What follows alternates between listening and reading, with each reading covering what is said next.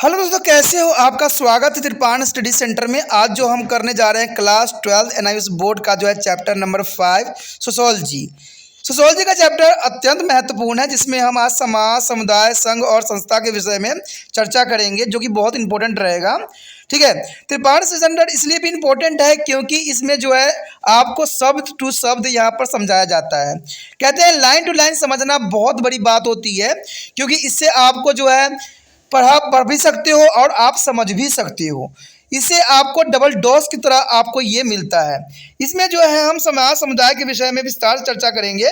ठीक है। ये जो होगा टॉपिक कई मानने में कई क्लासों के बच्चों के लिए इंपॉर्टेंट रहेगा, चाहे वो एनआईएस बोर्ड के सोशोलॉजी के स्टूडेंट हो, चाहे वो सीबीएसई में पढ़ते हो, चाहे यूपी बिहार के बोर्ड के बच्चे हों। अगर उन्होंने सोशोलॉजी लिया हुआ है, अगर उनका सिलेबस समाज, समुदाय, संघ और संस्था है, तो ये टॉपिक उनके लिए अत्यंत महत्वपूर्ण होने वाला है।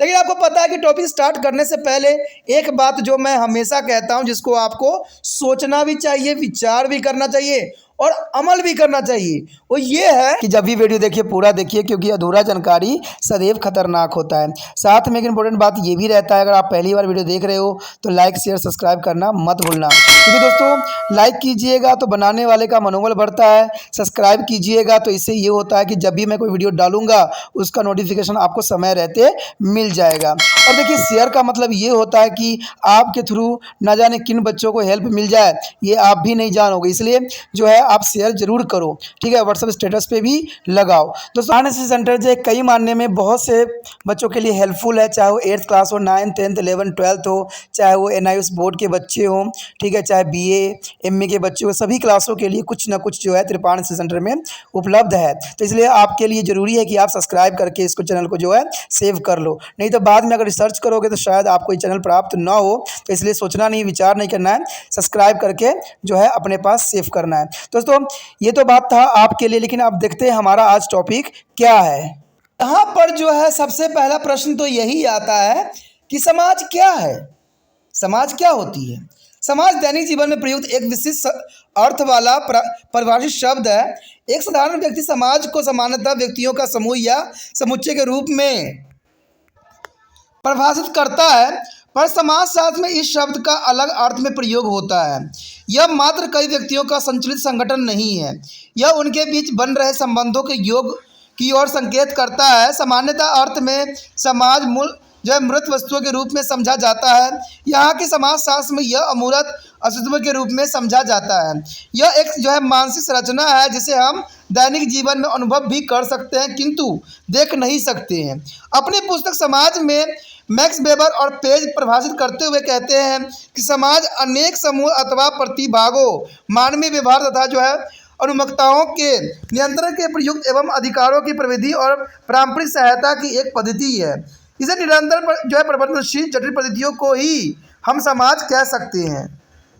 यानी इन सभी जो है थिंकनर्स ने बहुत अच्छी बात बताई है कि समाज जो होती है एक प्रक्रियाएं होती है, जिसमें अंतक्रियाएं होती रहती है।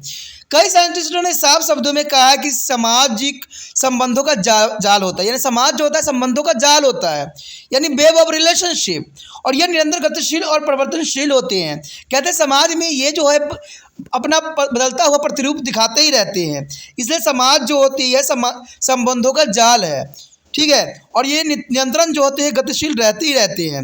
इस परिभाषा से जो है प्रतिभाषित होती है कि समाज सामाजिक संबंधों का एक सही जाल है और एक व्यक्ति दूसरे से विवाह, पड़ोस, जाति, पेशा, धर्म, राजनीतिक दल और सामान्य समूह, मित्र समूह आदि संबंधों से संबंधित होते हैं।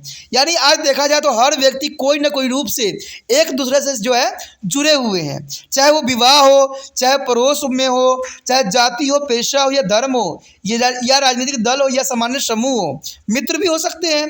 तो ये सारे के सारे जो होते हैं एक दूसरे से किसी न किसी संबंध में जुड़े रहते हैं। इसलिए कहा जाता है कि समाज जो होता है संबंधों का जाल होता है, जिसमें कई प्रकार के संबंध देखने को आपको मिल जाएगा। तो ये परिभाषा बहुत ही उचित और जो है सार्थक है। फिर भी एक व्यक्ति उन विभिन्न बहुविधि संबंधों का अध्ययन से कई स्तरीय समूह का जो है अनिवार्य अंग बन जाता है, क्योंकि अगर वो समाज से जुड़ा हुआ है तो वो जो है किसी न किसी माध्यम से कोई ना कोई रूप से वो जरूर भी जो है समूहों का या स्तरीय का जो है अंग बन जाता है, यानी समाज का अंग बन ही जाता है। ये संबंध बिना उद्देश्य के नहीं होते हैं, कोई ना कोई उद्देश्य इसमें निहित होती है, बल्कि ये प्रतिरूप होते हैं। इसलिए समाजशास्त्री समाज को सामाजिक संबंधों के प्रतिरूप के रूप में परिभाषित भी करते हैं, जो इसके सदस्य को पारंपरिक अंत क्रियाओं से बनता है, यानी आपस में कोई ना कोई क्रियाएं होती रहती है, तभी तो संबंध जो है समाज जो है संबंधों का जाल है। अगर बात करें समाज के लक्ष्य की तो कहते हैं व्यक्तियों की सामूहिकता ने एक लंबी कालावधि के दौरान समाज का निर्माण किया है और समाजशास्त्री ने समाज के कदलीपल लक्षणों को पहचाना है। वे बताते हैं कि एक 3 भागों में इसको विभक्त भी किया है, समानता और विभेदीकरण के रूप में। दूसरा जो था एक दूसरे पर आश्रित होना, ये समाज का लक्षण है और लक्ष्य भी है। संयोग तथा संघर्ष, ठीक है, तो ये काफ़ी मान्य है जो समाज में सदैव देखने को मिलता है।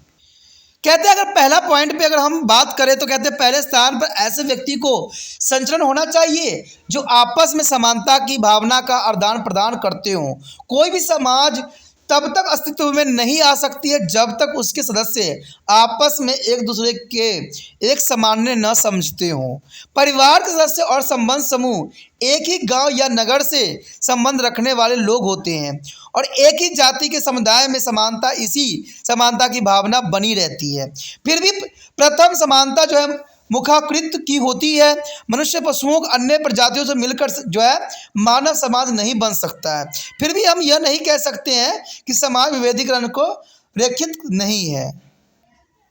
समाज के सदस्य एक दूसरे से जाति, वर्ग, पेशा और शिक्षा आदि में एक दूसरे से अलग समाज के सदस्य एक दूसरे से जाति, वर्ग, पेशे और शिक्षा आदि में एक दूसरे से अलग होते हैं।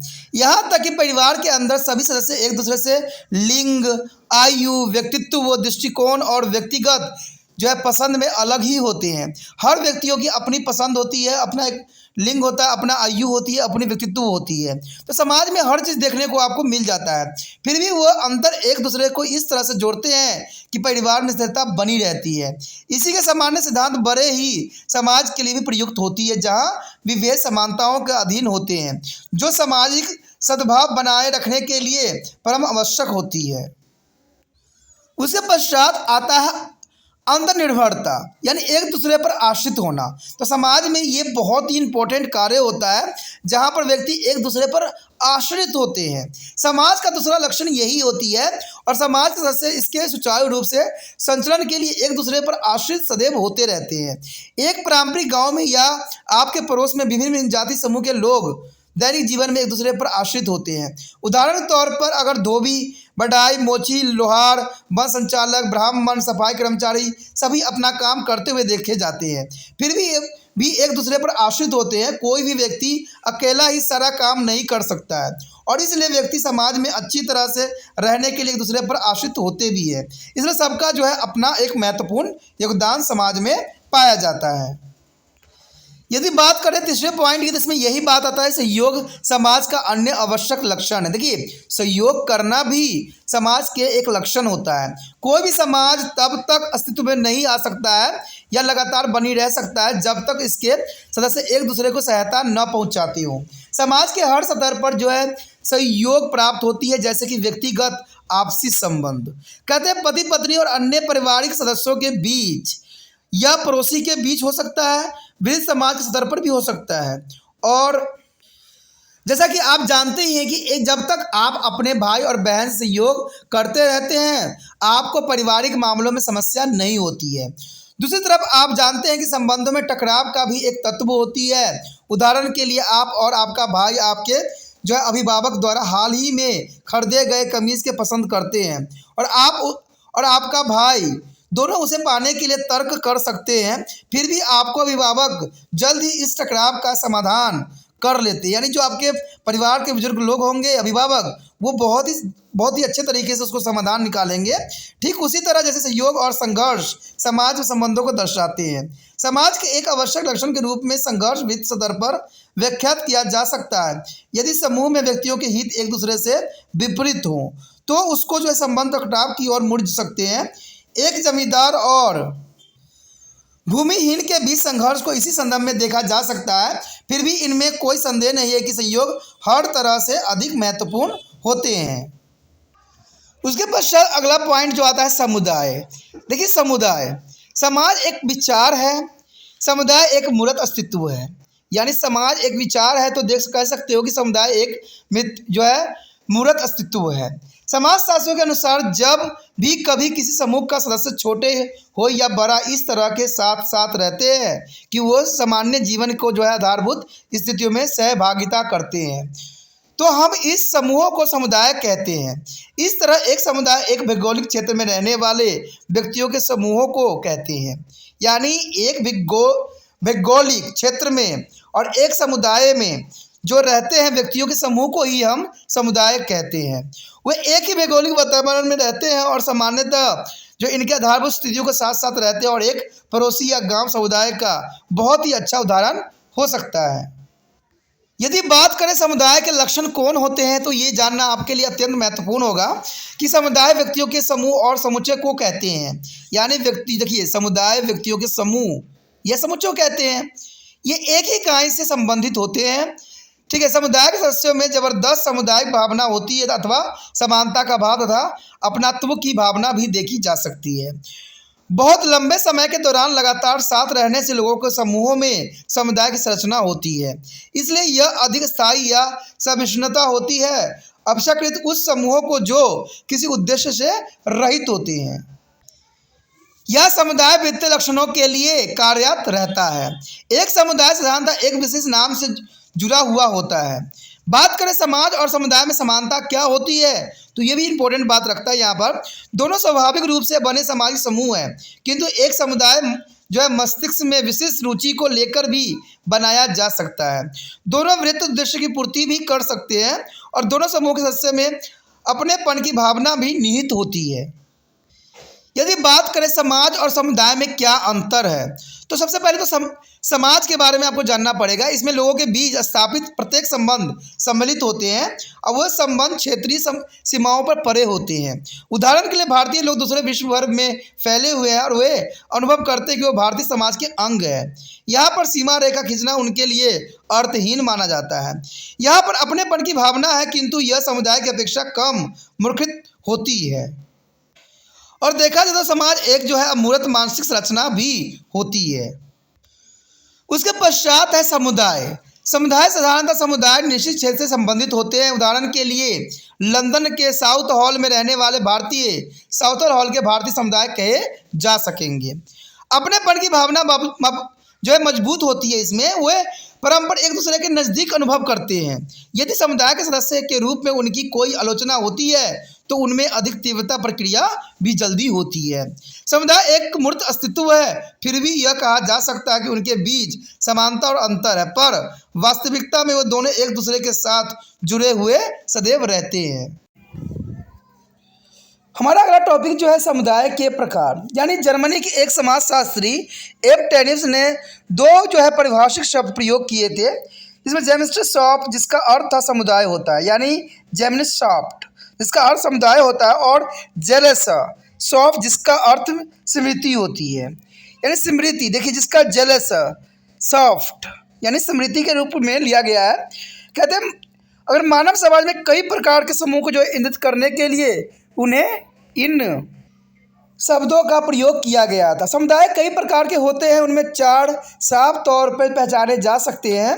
वो इस प्रकार है: ग्रामीण समाज, शहरीय समाज, राष्ट्रीय समाज और विश्व स्तरीय समाज।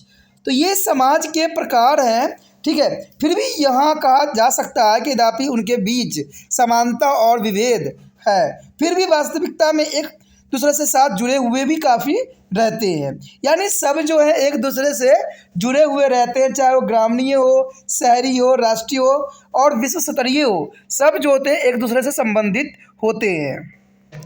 यदि बात यहाँ करें भारत में सामाजिक जीवन के विषय में तो कहते हैं भारतीय ग्रामीण समुदाय से जो है निर्मित देश रहा है। यानी भारत हमेशा ग्राम प्रधान देश रहा है और ग्रामीणों का जो है बहुत महत्वपूर्ण इतिहास भी है। कहते हैं ऐतिहासिक रूप से ये समुदाय निम्नलिखित विशेषताओं से पहचाने जाते हैं। अगर हम ग्रामीण की बात करें तो ग्रामीण में जो है बहुत काफ़ी इंपॉर्टेंट बात आती है और इनकी पहचान को जो है रिप्रेजेंट करता है, जैसे कि कृषि आधारित अर्थव्यवस्था होती है। ग्रामीण में सदैव ही जो होती है कृषि आधारित अर्थव्यवस्था को प्रायोरिटी दी जाती है और शांति, सहजता और सरलता को जो है प्राथमिकता दी जाती है। परंपरा और प्रथाबद्ध आचरण को भी इसमें इम्पोर्टेंस दी जाती है। गरीबी और निरक्षरता और पारंपरिक पंचायती संरचना को जो है काफ़ी प्रायोरिटी दी जाती है। उसके बाद जो आखिरी पॉइंट है, जाति आधारित श्रम विभाजन और अंतर्निर्भरता। इस चीज़ को जो है ग्रामीण में काफ़ी देखने को मिला है। तो ये 6 पॉइंट जो है ग्रामीण समुदाय का जो है परिचालक है और यही बात जो है ग्रामीण में देखने को आपको सहज मिल जाता है। कहते हैं अगर ब्रिटिश शासन के प्रभाव से जनसंख्या विस्फोट, शिक्षा, आधुनिकीकरण और औद्योगिकरण आदि जो है पारंपरिक समुदाय संरचना कमजोर पड़ गई है, लेकिन विधि स्तर पर अपनेपन की भावना जो है विलीन है। लोगों के जीवन पर परंपराओं और प्रथाओं द्वारा पड़ने वाले प्रभावों में भी परिवर्तन देखने को मिला है। ग्रामीण समुदाय भारतीय संदर्भ में बहुत ही समय तक अलग थलग नहीं रहा है। आज अधिक बढ़ते गांव भी विश्व समुदाय से दूरसंचार माध्यम, परिवहन व्यवस्था और बाजार द्वारा जुड़ चुके हैं। यानी गांव भी जो है आज शहर से कहीं बेटर बनने की कोशिश में अग्रसर है। यानी काफ़ी सुविधाएं जो है गांव में भी उपलब्ध अब होने लगी है। तो अब जो है इसमें चाहे दूरसंचार हो या परिवहन व्यवस्था हो या बाजार हो, सभी के सभी जो है गाँवों से जुड़ चुके हैं। यदि यहाँ बात करें हम संघ की, तो कहते हैं संघ उन लोगों का एक समूह होता है जो एक साथ हो जाते हैं, यानी वो संघ बना लेते हैं, ग्रुप बना लेते हैं और विशिष्ट लक्षणों या उद्देश्य की पूर्ति के लिए संगठित होते हैं। यानी संघ का जो होता है अपना एक उद्देश्य होता है। कभी कभी ऐसे संगठनों को लक्ष्य सीमित संख्याओं में होते हैं, यानी इनकी लक्ष्य जो होती है कुछ सीमित होती है। उदाहरण के लिए आपने जो देखा अपने आसपास मोहल्ला सुधार समिति कार्य को या उस अपने पड़ोस के क्रिकेट क्लब को देखा ही होगा। इस तरह के कई संघ होते हैं जैसे स्वयंसेवी सर्वोच्च संघ, म्यूजिकल क्लब और जो है ट्रेड यूनियन। ये सारे संगठन होते हैं और इनका एक अपना उद्देश्य होता है। अगर मान लीजिए क्रिकेट क्लब है तो उसका जो उद्देश्य होगा अच्छे से अच्छे क्रिकेटर को जो है बनाना। स्वयंसेवी छिक जो होंगे या म्यूजिकल क्लब होगा तो म्यूजिक को आगे बढ़ाना होगा। अगर ट्रेड यूनियन है तो ट्रेड को आगे बढ़ाने का होगा। तो ये सारे संगठन हैं जो आपको आए दिन देखने को मिलता ही है। यदि बात यहाँ पर करें संघ के लक्षण की, तो इसमें कोई दो राय नहीं है कि यह व्यक्तियों का एक समूह होता है जहाँ पर कई अमाउंट में जो है व्यक्ति पाए जाते हैं और लोग संगठित होते हैं इसमें, क्योंकि संगठन का मतलब ही है ठीक है कि संगठित होकर रहना। संघों के कार्य क्रियाकलापों को चलाने के लिए कई नियम और जो है अधिनियम होते हैं। ये लोग कुछ विशेष लक्षणों की प्राप्ति के लिए सारे कार्यक्रम करते हैं, यानी इनका लक्ष्य कुछ भी हो सकता है। जिस कार्य के लिए इनको बनाया गया उसी लक्ष्य पे इनका जो है फोकस सदैव रहता है। अब यदि बात हम करें कि समाज, समुदाय और संघ में क्या अंतर है, तो सबसे पहले समाज और समुदाय में अंतर हमें देखने को यही मिलता है कि ये सहज समाजी समूह होते हैं और दोनों अधिक स्थिर, सतत और लंबे इतिहास वाले होते हैं। इनका इतिहास जो होता है बहुत लंबा होता है और सामाजिक संबंधों की एक पद्धति के रूप में समाज जीवित रह सकता है। समाज प्रथा, परंपरा और जो अलिखित कानूनों द्वारा ही कार्य सदैव करती है। यदि यहाँ बात करें हम संघ की, तो कहते हैं लोग मस्तिष्क में विशेष उद्देश्य लेकर इकट्ठा होते हैं। यानी संघ में जो होता है लोग अपने मस्तिष्क में कुछ खास वजह से इकट्ठा होते हैं। ये थोड़े समय के लिए हो सकते हैं, यानी कभी लंबे समय के लिए नहीं जुड़ते हैं। समूह सदस्य के साथ महत्ता और उद्देश्य की विशेषता सदैव जुड़ी हुई रहती है। अधिकतर जो है लिखित कानून और नियमों को यहाँ कार्य होता है, यानी लिखित और जो है नियम बनाए गए हैं उनका यहाँ संघ में बहुत ही महत्वपूर्ण स्थान रहता है। यदि बात हम करें संस्था की, तो संस्था क्या आपको याद है कि हमने पहले समाज शब्द के साधारण और समाज शास्त्री के अर्थ के बीच अंतर करने की कोशिश किया था। उसी तरह ये सब संस्था की अवधारणाएं हमारे सामने भी आती है। हमारे आसपास दो अर्थ मौजूद होते हैं जो संस्था से जो संबंधित है। संस्था शब्द से लोग आमतौर पर संगठन का अर्थ समझ लेते हैं, लेकिन यहाँ संस्था का मतलब ये नहीं होता कि संगठन। उदाहरण के लिए तौर पर देखा जाए चिकित्सालय और विद्यालय को एक संस्था कहते हैं, यानी चिकित्सालय और विद्यालय को संस्था के रूप में परिभाषित करते हैं। तो यहाँ पर कहते हैं फिर भी जो है समाज शास्त्र में संस्था का अर्थ अलग है। यह परिभाषित शब्द कार्य के करने के ढंग को समझने के लिए प्रयुक्त होता है। संस्था विविध क्रियाकलापों को करने के लिए स्थापित या मान्य आचरण संहिता से संबंधित होते हैं। वो मानव क्रियाकलापों के लिए नियम और नियमावलियों से ही दिशा निर्देश प्राप्त करते हैं। संस्था मानवीय कार्यों की रूपरेखा होती है। और क्या आपने अनुभव किया है कि आप चर्च, मंदिर, मस्जिद में पूजा करने के लिए क्यों जाते हैं? तो वास्तव में लोग जो है यहाँ पर अचेत रूप से पूजा पद्धति में उस आचरण संहिता को आत्मसात करते हैं जिससे समाज में जो है धार्मिक संस्था क्रियात्मक करती है। आप उन्हें देख नहीं सकते हैं, किंतु वे वहाँ होते हैं, जो आपके व्यवहार के लिए करणीय और अकरणीय नियम प्रदान भी करते हैं। कहते हैं कि प्रत्येक संगठन में कुछ प्रयोग, नियम और प्रक्रियाएं होती है। प्रक्रियाओं के ये रूप संस्थाएं कहलाती है। ये समाज के द्वारा पहचाने और स्वीकार किए भी जाते हैं और वे व्यक्ति और समूह के बीच संबंधों को व्यवस्थित भी करते हैं। यदि नियम और प्रक्रिया संस्था कहलाती है तब व्यक्ति स्वयं संघ के संबंधित होते हैं। तो आपको समझ में आ गया होगा कि नियम और प्रक्रियाएं संस्था कहलाती है। याद रखना दोस्तों कि नियम और जो प्रक्रियाएं होती है वो सदैव संस्था कहलाती है जब व्यक्ति स्वयं संघ से संबंधित होते हैं। इसलिए संघ और संस्था के बीच में अंतर में से एक अंतर यह होता है कि प्रथम नियम और प्रक्रिया का प्रतिनिधित्व करता है जो दूसरा मानवीय घटक का प्रतिनिधित्व करता है। यदि बात करें, पति और पत्नी दोनों मिलकर एक परिवार के स्वरूप होते हैं, यानी पति पत्नी का दोनों का जो है परिवार का एक स्वरूप तैयार करते हैं, जो संघ का एक उदाहरण हो सकता है। यानी एक संघ है, पति पत्नी जो होते हैं परिवार का स्वरूप तैयार करते हैं तो वो संघ कहलाते हैं। और उनके पास बच्चे होते हैं और वह सामाजिक कर्तव्य को सतत निभाते रहते हैं। किंतु परिवार किस प्रकार संचालित होता है यह विश्व स्तर पर समाज की स्थानिक संरचना पर निर्भर करता है, जिसका यह अर्थ होता है कि चीज़ों को करने के तरीके कौन कौन से हैं। इसलिए परिवार के सदस्यों को एक दूसरे के प्रति आचरण में एक प्रतिमान रखना होता है, जिसे आप दूसरे परिवार में भी देख सकते हो। उदाहरण के लिए यह आदर्श है कि अभिभावक बच्चों के साथ तथा एक दूसरे के साथ किस प्रकार जो है आचरण करते हैं। जब आप समझ सकते हैं कि एक विद्यालय, संघ और संस्था दोनों कैसे हो सकता है, इसका मतलब यह हुआ कि विद्यालय विशेष उद्देश्य को लेकर अस्तित्व में आता है, किंतु समाज में विद्यालय की भूमिका और प्रकार्य एक संस्था की होती है। यानी समाज में देखिए विद्यालय का जो है तो होता है भूमिका प्रकार्य एक संस्था के रूप में होती है। इसका अर्थ यह है कि विद्यालय के माध्यम से हम समाज में क्या करें और क्या न करें आत्मसात करते हैं। इसलिए इन उदाहरणों से हम पाते हैं कि साधारणतः संघ को कुछ स्वरूप होते हैं जैसे वह ठोस आकार ले सकता है, फिर भी संस्था को ठोस रूप नहीं होते हैं, वो सदैव ही अमूर्त होते हैं। कहते हैं कुछ समाज शास्त्र के अनुसार संस्थाएं समाज के मूल अंग हैं, तो वह सभी संस्कृतियों और समाजों में सदैव ही पाई जाती है। कुछ संस्थाएं समाज के अस्तित्व की आधारशिला होते हैं। इन्हीं को ही हम अगर कहें तो समाजशास्त्री जो है प्राथमिक संस्था के रूप में इसको परिभाषित करने की कोशिश सदैव करते हैं। सभी समाजों में ये प्राथमिक संस्थाएं पाई जाती है और वो संख्या में 6 हैं। यानी 6 रूप से जो है यहाँ पर देखने को आपको मिलेगा। इसमें पहला जो है आर्थिक संस्था, जैसे कि कृषि, उद्योग या कोई अन्य व्यवसाय हो सकता है। दूसरा जो है सामाजिक संस्थाएं, यानी जैसे कि परिवार, विवाह और रिश्तेदारी, ये सामाजिक संस्था के अंतर्गत आता है। तीसरा जो है राजनीतिक संस्था है, ठीक है। और चौथा जो है शिक्षा एवं सामाजिकरण है। पांचवा धर्म और छठवां जो आता है अभिव्यक्त संस्था, जैसे संगीत, नृत्य, ललिता कलाएं और साहित्य आदि हुए सभी मानव समाजों में पाई जाती है। यहाँ पर दिख रहे एक आपको जो है रूपरेखा से आपको ये बात क्लियर हो जाएगी कि संस्थाएं किस किस के लिए उत्तरदायी है। आपको पता है संस्था के रिगार्डिंग धर्म भी आता है तो अर्थव्यवस्था भी आती है।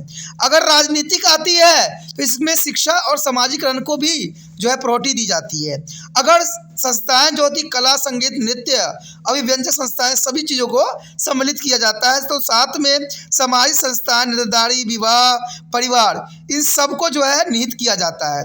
यानी संस्थाएं इन सभी के लेकर ही बनता है, चाहे वो धर्म हो, चाहे अर्थव्यवस्था हो, राजनीतिक हो, कला, संगीत, नृत्य या शिक्षा, सामाजिकरण हो या सामाजिक संस्थाएं जैसे रिश्तेदारी, विवाह, परिवार, तो इन सबको ही हम संस्था का नाम देते हैं। इसलिए इन सब बातों को जानने के पश्चात एक बात तो यहाँ पर निष्कर्ष के रूप में निकल ही चुका है कि संस्थाएं सभी समाज और संस्कृति के सामाजिक जीवन के मानक कार्य प्रणाली को यहाँ प्रस्तुत करता है। तो इसी के साथ हमारा ये टॉपिक जो था बहुत ही अच्छा था, इंटरेस्टिंग था और बहुत ही मज़ेदार था, जिसको आपको समझना बहुत ही आसान हो जाएगा, क्योंकि ये लाइन टू लाइन शब्द जो आप समझोगे या पढ़ोगे तो आपको जो है बहुत अच्छा इससे जो है नॉलेज मिलेगी। तो अगर आपको ये नॉलेज मिलती है तो आपको सिर्फ इतना कार्य करना है कि ये वीडियो दूसरे बच्चे तक भी पहुँचे और उनको भी जो है सुचारू रूप से समझ में आए। तो ये करना ज़रूरी है, क्योंकि मुझे सिर्फ देखिए, कहते हैं ना, एक व्यक्ति अगर समझदार हो जाता है तो पूरा देश समझदार नहीं हो सकता है। पूरे देश को अगर समझदार बनाना है, अगर अच्छा बनाना है, तो हर व्यक्तियों को जो है सही ज्ञान और सही जो है विचारधारा होना चाहिए, और ये तभी होगा जब वो शिक्षित होंगे, और शिक्षित होने के लिए उनको समझ भी होना ज़रूरी है। कहते हैं जहाँ से आपको समझ में आ जाए वही सर्वश्रेष्ठ होती है। ठीक है, तो अगर आपको समझ में आ रहा है तो आप जितना हो सके दूसरे बच्चों के साथ भी इस वीडियो को शेयर कीजिए, जिससे दूसरे व्यक्ति भी इससे लाभान्वित हो सके, क्योंकि आपको पता ही है कि कहते हैं जग कल्याण ही सबसे इम्पोर्टेंट होता है और इसको हर एक व्यक्ति को समझना चाहिए। ठीक है, इसलिए आपको कोई मेहनत करने की ज़रूरत नहीं है, इसको प्रचार करने की आवश्यकता नहीं है।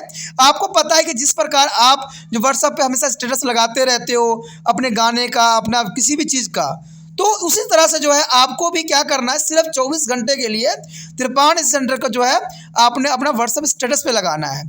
इसके लिए आपको कुछ नहीं करना है, यूट्यूब से जो है लिंक को कॉपी करना है और व्हाट्सएप स्टेटस पे लगा देना है। इसी के साथ जो है दोस्तों हमारा टॉपिक आज खत्म हो रहा है। ठीक है, अगर आपको अच्छा लगा तो लाइक शेयर सब्सक्राइब जरूर कीजिए। अगर पहली बार अगर आप वीडियो देख रहे हो, पहली बार मेरे चैनल पे आए हो, तो सब्सक्राइब करना आपका फ़र्ज़ बन जाता है। सब्सक्राइब करने से ये होगा कि जो भी मैं आप क्लास के रिगार्डिंग कोई भी वीडियो डालूंगा उसका नोटिफिकेशन जो है समय समय पर आपको प्राप्त होता रहेगा। अगर सब्सक्राइब नहीं कीजिएगा, अगर आप दोबारा से त्रिपाण सेंटर पर आने की कोशिश कीजिएगा तो वहाँ पर आप त्रिपाण लिखिएगा तो जो है वो तिरपस कर देगा। ठीक है, जो आप गूगल पर सर्च को तिरपस कर देगा, जिससे वजह से आप जो है मेरे वीडियो का जो है फायदा नहीं उठा पाओगे। तो सोचिए मत, विचार मत कीजिए, सब्सक्राइब कीजिए। आप सोचते होइएगा कि मेरा जो एग्जाम खत्म हो जाने के मेरा क्या जरूरत है त्रिपाण श्री सेंटर से। ठीक है, तो इसलिए सब्सक्राइब नहीं करने को सोचिएगा, लेकिन दोस्तों ऐसा नहीं है। त्रिपाण श्री सेंटर जो है बहुत हेल्पफुल है, क्योंकि ये जो है आपके 8th class 9th 10th 11th 12th जो आर्ट्स के सब्जेक्ट को कवर करता ही है, प्लस जो है ये NIC बोर्ड के जो है 10th प्लस 2 को भी कवर करता है। साथ में BA जो है फर्स्ट ईयर से लेकर 6 सेमेस्टर तक बच्चों के लिए ये अग्रसर रहेगा आर्ट्स सब्जेक्ट में। तो सोचिए नहीं, विचार नहीं कीजिए, काफ़ी जो है त्रिपाण श्री सेंटर का फ़ायदा ही फ़ायदा है। ठीक है, अगर आप मुझे प्रोत्साहित करोगे तो आपके लिए मैं तरह तरह के वीडियो बनाऊँगा जो आपको फ़ायदा पहुँचाएगा। एग्ज़ाम के तौर पर मैं आपको जो है पेपर भी आपको सोल्यूशन करके दिखाऊंगा जो आपके लिए फ़ायदेमंद रहेगा। अगर नहीं सब्सक्राइब कीजिएगा, मेरा मनोबल घटेगा, तो हो सकता है कि आपको फिर दोबारा मैं ना वीडियो बनाऊं और आपको फ़ायदा ना पहुंचाऊं। तो अभी भी नहीं सोचिए, मेरा जितना आप फैलाइएगा, जितने दूसरे बच्चों के साथ शेयर कीजिएगा, उतना जो है मैं आपके लिए कार्य करने में अग्रसर रहूँगा। ठीक है दोस्तों, इसलिए सोचिए मत, विचार मत कीजिए, अभी सब्सक्राइब कीजिए और अपने व्हाट्सएप स्टेटस पर लगाइए और दूसरे बच्चों के साथ भी शेयर कीजिए। ठीक है दोस्तों, अपना ध्यान रखना। बाय।